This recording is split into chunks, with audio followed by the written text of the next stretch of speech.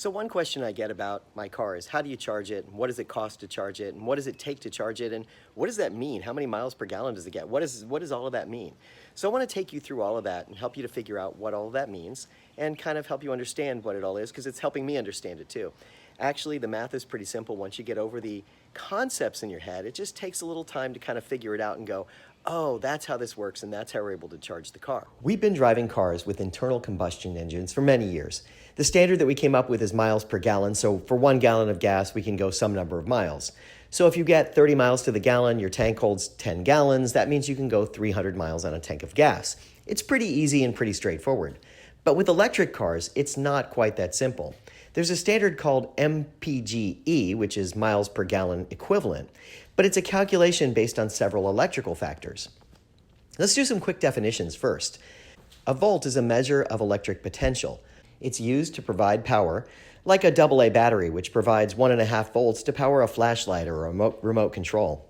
An amp is defined as the electromagnetic strength of providing the power. Current is how it's carried along, sort of like the current in a stream. Now, they're all very closely related. As a point of reference, when designing power distribution, electricity is produced at a power plant and is carried across a long distance via overhead power lines. The lines have a high voltage and a low amperage, which causes less of a loss over that long distance and is generally considered safer. Then, at a local power station, the voltage is reduced and the amperage is increased, and that's what's fed into your home. Now, there's one more definition. A watt is a measure of power, and 1 watt equals 1 volt times 1 amp. A kilowatt, then, is 1,000 watts. The power companies charge based on a simple calculation. They measure the electrical energy equivalent based on the power consumption of 1,000 watts for 1 hour. That's what's known as a kilowatt hour. They charge a price based on that number. For example, in my town, they charge about 11 cents per kilowatt hour of usage. Now back to the calculation for MPG equivalent. If we look at the car and see how many watt hours per mile we have, and we divide that into 1,000, we can get miles per kilowatt hour. So in my case, I'm getting 3.21 miles per kilowatt hour. If we take gas prices $2.50 per gallon, and we divide it by 11 cents, the amount I'm paying for electricity in my home, we can get 22.72 kilowatt hours per gallon. Now, if we do one more conversion and we take the 3.21 miles per kilowatt hour and multiply it by the kilowatt hours per gallon, we effectively get an MPGe estimate. So in my case, it's about 73.05 MPGe for my particular car, which is good, but not great. Now, there are 3 factors in place here. It's summer, so I'm running the AC hard, which is using more power. The price of gas is at a lower point, and I think that over time, my driving habits will change and I'll get better efficiency out of the car. Now, as far as charging, there are 3 types of charging levels available. Level 1 chargers are based on a 120 volt outlet, like the ones you typically find at your home where you plug in your TV, for example. Level 2 chargers use 240 volts. This is what most home clothes dryers run on. They require more power and more amperage to heat and tumble the clothes. You can install one or have it installed in your house.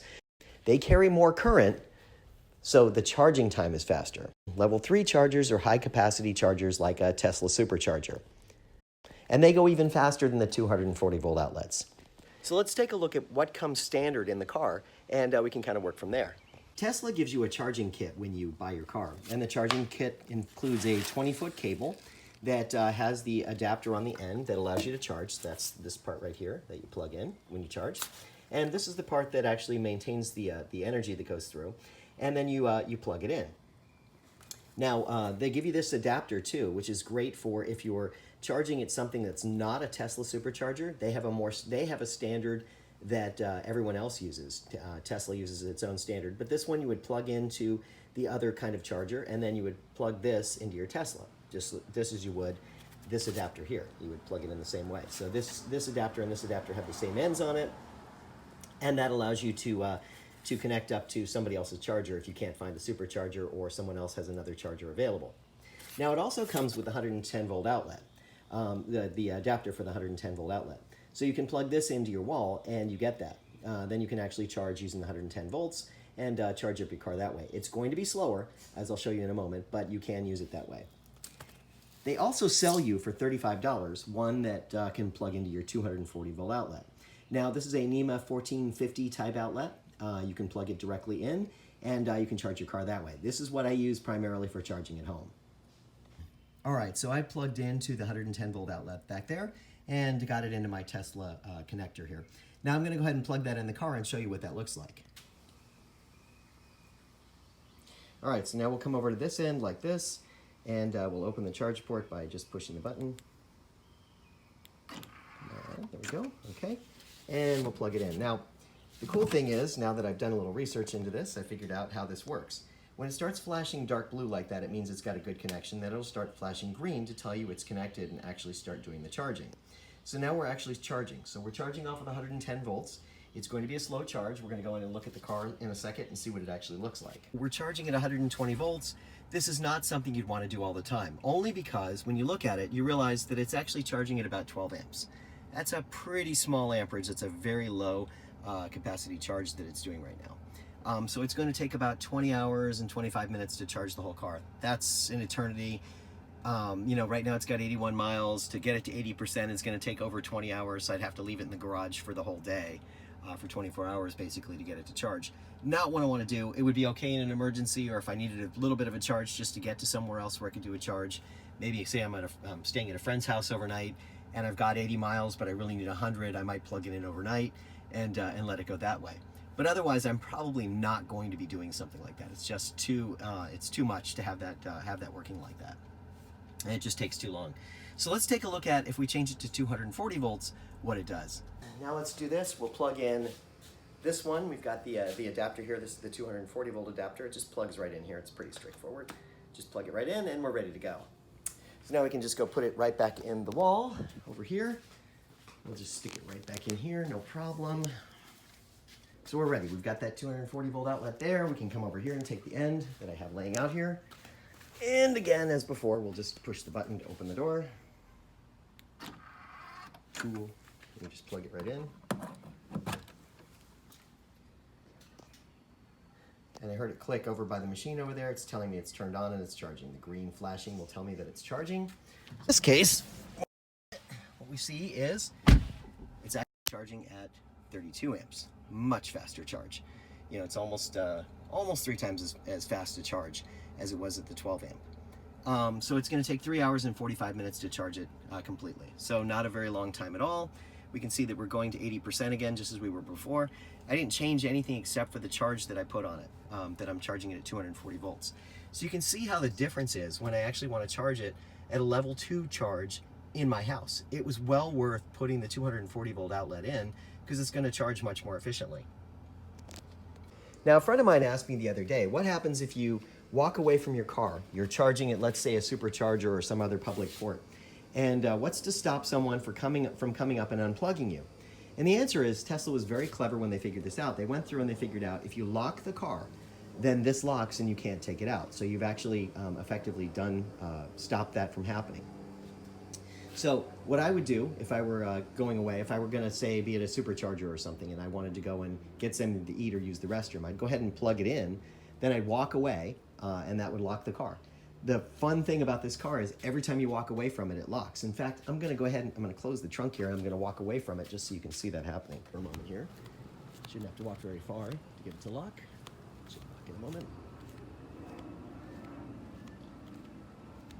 Should be locking, should be locking, should be locking, should be locking. Beep. There you go. Just locked. Okay, so I'm like, 20 feet away or so and the car locked. So the simple nature of charging means that if this is a 50 kilowatt hour battery that I have in this car, and it cost me 11 cents per kilowatt hour from the power company, then it should cost me approximately $5.50 to be able to charge my car from empty all the way to full. Now, there's going to be some variability in that, of course, based on heat, loss across the system, and other minor factors that may impact it and make it a little bit higher or a little bit lower. But on the whole, it should be about $5.50 to charge it, whether I'm using level 1 or level 2 charging. Now, as far as the Supercharger goes, if it's 25 cents per kilowatt hour, then it would cost me about $12.50 to charge it, give or take. So it gives me an idea of what it actually takes to charge it, and I have a sense of what it would take for me to be able to charge my car in terms of cost.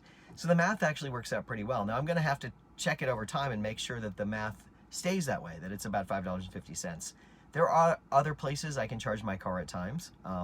At work, they offer some free charging certain times, so there are some opportunities there to reduce my cost even further. That's just a lucky break I have. Doesn't mean that that it really reduces. I mean, at $5.50, it really doesn't help.